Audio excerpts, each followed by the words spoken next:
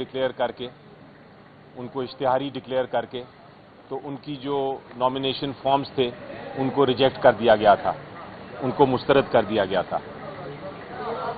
और ये जो मुख्तलिफ अपीलें फाइल हुई थी उसमें भी उनको उनके नॉमिनेशन पेपर्स को मुस्तरद किया गया था।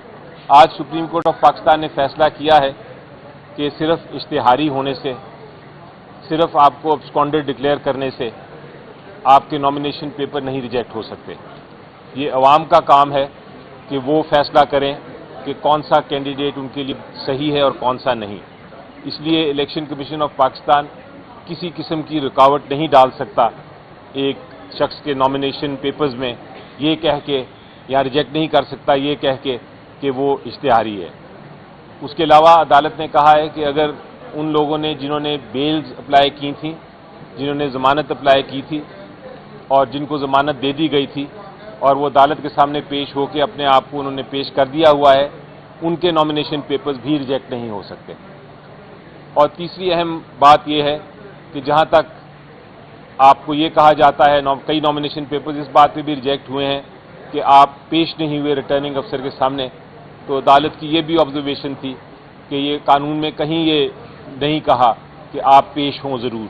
ये पेश होना या ना होना ये रिटर्निंग ऑफिसर उस बेसिस पे, उस ग्राउंड पे, उस वजह से नॉमिनेशन पेपर नहीं रिजेक्ट कर सकता।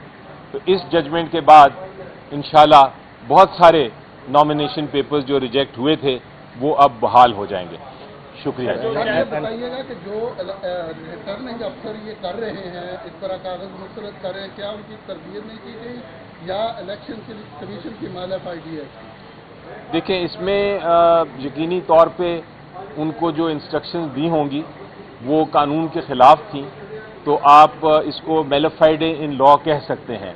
यानी कानून में अगर आप एक ऐसी इंस्ट्रक्शन देते हैं, ऐसी हिदायत देते हैं अपने अफसरान को जो कि कानून के खिलाफ है, तो उसको वाकई ही आप मैलिफाइड ही कहेंगे। सर, ये कहेगा कि एक बड़ी डिस्कशन चल रही है कि जो आपके उम्मीदवार होंगे वो आज़ाद होंगे तो किसी भी जमात में जा सकते हैं। इस हवाले से कोई तहरीक इंसाफ प्लान कर रही है अदालतों में जाके कि कोई पार्टी आपकी मौजूद है, बल्ले का निशान नहीं है, तो इस पर लीगली पोजीशन बताइएगा क्या होगा? देखिए, मेरी नज़र में जो कैंडिडेट्स हैं वो 3 किस्म के इस वक्त मैदान में उतरे हुए हैं। ये जो इलेक्शन हो रहा है उसमें 3 किस्म के कैंडिडेट्स हैं। एक तो कैंडिडेट है जो कि अपनी अपनी पॉलिटिकल पार्टी, अपनी सियासी जमात के इंतखाबी निशान पे लड़ रहे हैं, वो तो पार्टी के कैंडिडेट्स हैं।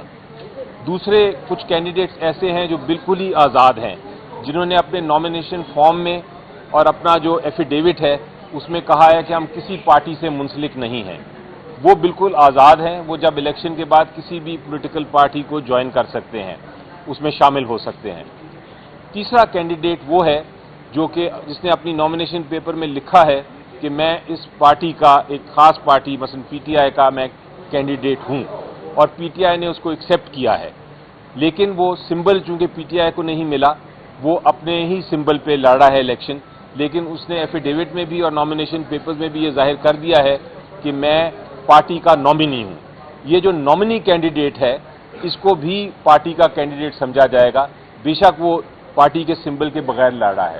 इसलिए कल को जब इलेक्शन होगा तो वो पार्टी का ही कैंडिडेट समझा जाएगा और पार्टी का ही मेंबर समझा जाएगा पार्लियामेंट में। कल लाहौर हाईकोर्ट ने सलमान अकरम राजा साहब को इलेक्शन कमीशन से रुजू करने की हिदायत की है, तो क्या तमाम कैंडिडेट्स इलेक्शन कमीशन से रुजू करेंगे या सिर्फ सलमान अकरम राजा साहब? नहीं, मेरा ख्याल है कि वो इस केस की जो फैसला है उसके खिलाफ शायद अपील करनी पड़े, क्योंकि जो केस फाइल किया था उसमें तो ये इस्तदा थी कि जो कैंडिडेट्स हैं वो पीटीआई के कैंडिडेट समझे जाएं। तो अदालत ने अगर उसमें फैसला नहीं किया, मेरा ख्याल है अदालत को ही फैसला करना पड़ेगा अल्टीमेटली। तो मुझे यकीन है कि बहुत जल्द उस फैसले के खिलाफ भी अपील फाइल की जाएगी।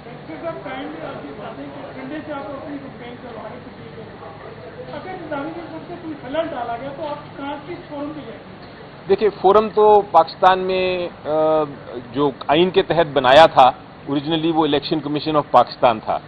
अगर इस किस्म की कोई इलेक्शन की कैंपेन में मुदाखलत होती है किसी भी तरफ से, तो ये इलेक्शन कमीशन ऑफ पाकिस्तान की जिम्मेदारी है कि वो इस पे उसका सलूशन ढूंढे और उसका हल ढूंढे। लेकिन चूंकि इलेक्शन कमीशन ऑफ पाकिस्तान नाकाम है इस मामले में, وہ کوئی اقدامات نہیں کر رہا، تو اگر ایسا ہوا تو پھر عدالت کے ہی ہمیں رجوع کرنا پڑے گا، کیونکہ آخری ریزورٹ، آخری حل عدالت کے پاس ہی ہے۔ حالانکہ یہ سیاسی معاملے ہوتے ہیں، لیکن الٹیمیٹلی عدالت کے پاس ہی آ کے ہمیں ریلیف اگر ملنا ہے تو عدالت سے ہی مل سکے گا۔